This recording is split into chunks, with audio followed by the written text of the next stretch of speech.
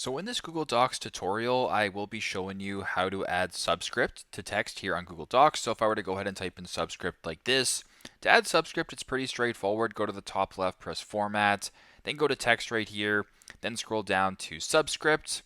Once you're here, you can go ahead and just type in whatever subscript you want, just like that. And if you want to go ahead and actually change this back, you can go to Format. You can go press Clear Format right here.